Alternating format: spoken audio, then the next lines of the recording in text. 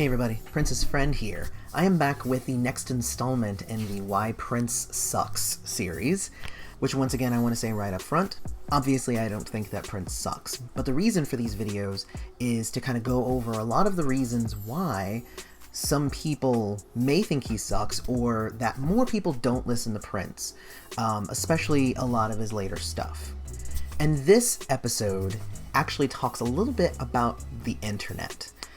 So what ended up happening in the early 90s, Prince ended up striking an amazing deal with Warner Brothers that, in the end, did not suit his purposes, and there will be a link right here so that you can check out more information on that.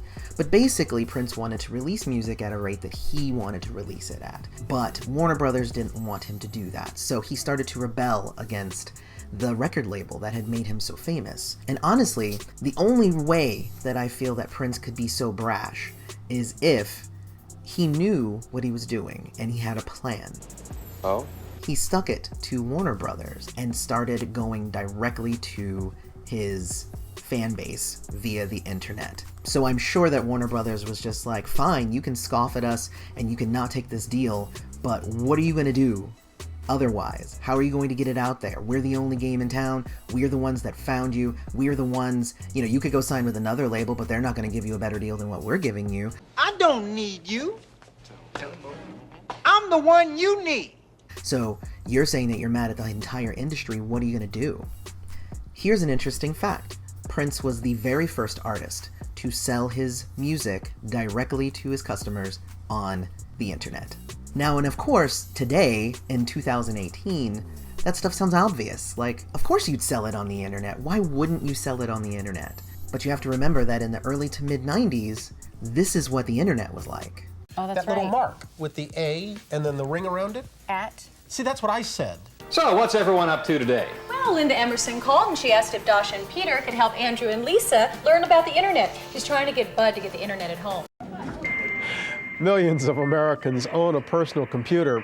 If you're one of them, you can now glimpse the future with nothing more than a modem, a phone line, and a few dollars a month. Right! And because of all the graphics you'll encounter on the net, I recommend 8 megabytes of RAM or more. There it is, violence at NBC, GE.com. I mean... Well, Allison should know. What do you is say to that, internet Allison? anyway? I didn't even get my own personal computer until 1998. That was a whole year after I had graduated high school, which is kind of crazy.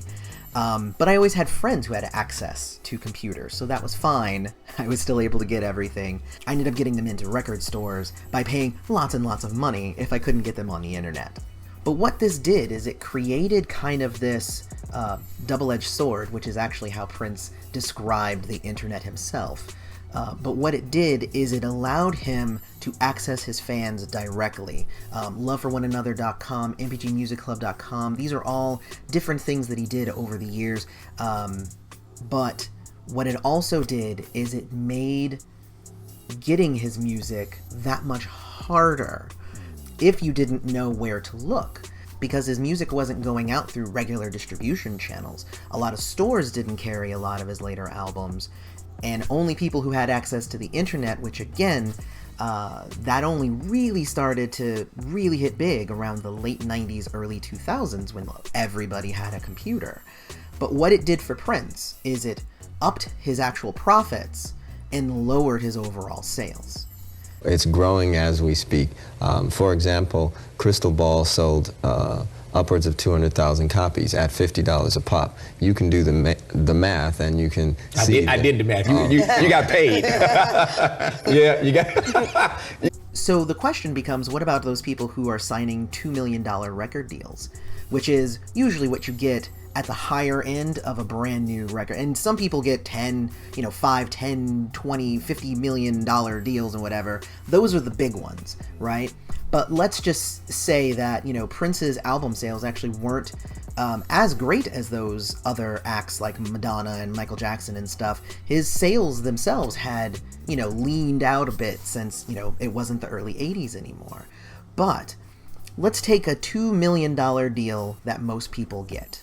What that is it's going to be a $350,000 advance, And then they have to pay for recording. They have to pay for video production. They have to pay for the tours. They have to pay for marketing and promotion. And that's where a lot of that $2 million goes.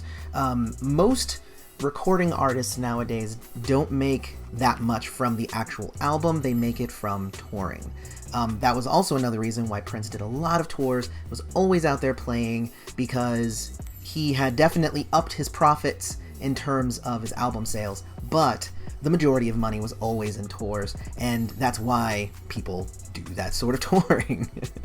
But the internet was an interesting thing, because the fact that people could not gain access to his albums, that was a huge deal, and that's why he didn't reach out to new fans and stuff. A lot of people thought that he basically fell off the face of the earth in the mid-90s.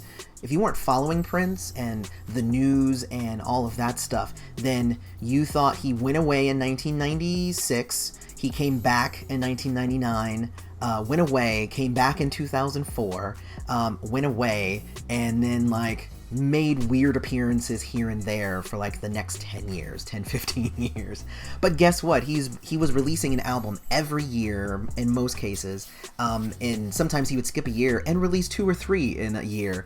You know, it's like there was so much that he was doing, but if you didn't know that he was there, then that's it. Like, you would have never thought. And that's honestly the reason why a lot of people know him for his 80s stuff, is because he became an enigma after that. He became a ghost unless you knew where to find his music. And honestly, just having this channel has opened me up to even other tracks that I didn't have access to, because even as tapped into the circuit that I was, he was releasing other things that I didn't even know or I didn't have. So it's like, it's kind of crazy just how weird that is. Prince, again, had a love-hate relationship with the internet. And I think it was either 2013 or 14 where he did this interview on Arsenio, where he kind of talked about his love-hate relationship with the internet. You seem to have somewhat of a love-hate battle going on with technology. I know you haven't always loved the internet. How are you seeing progress right now with all of that? Can you use it to your advantage? It's a double-edged sword. You know, a lot of artists aren't getting paid full scale for their art, and the internet, because of downloading and things like that, is kind of like a black hole, and it's hard to audit, it's hard to get accounting, and it's not that it's just about the money, but it's about justice and fairness. And when people say that they love you and they respect you, but at the same time take, 80% of your earnings, then expect you to fix your own communities, and they'll probably edit all of this out, but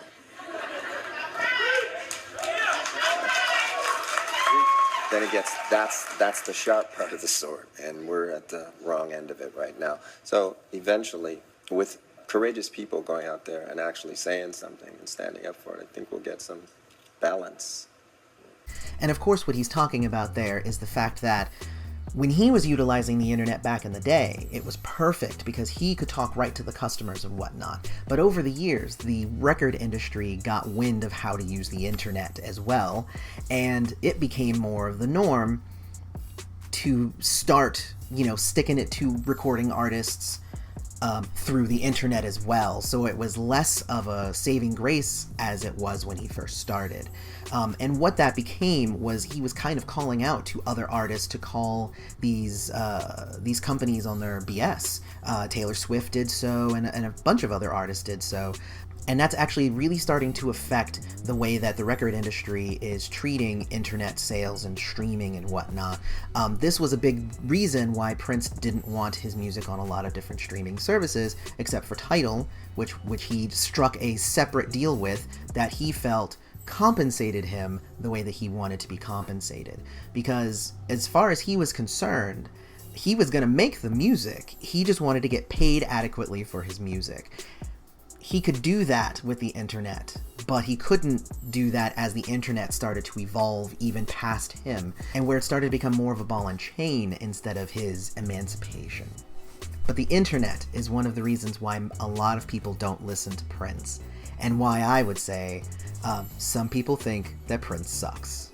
So what do you think about this topic? If you have any thoughts, put them down in the comments. I'd love to continue the discussion.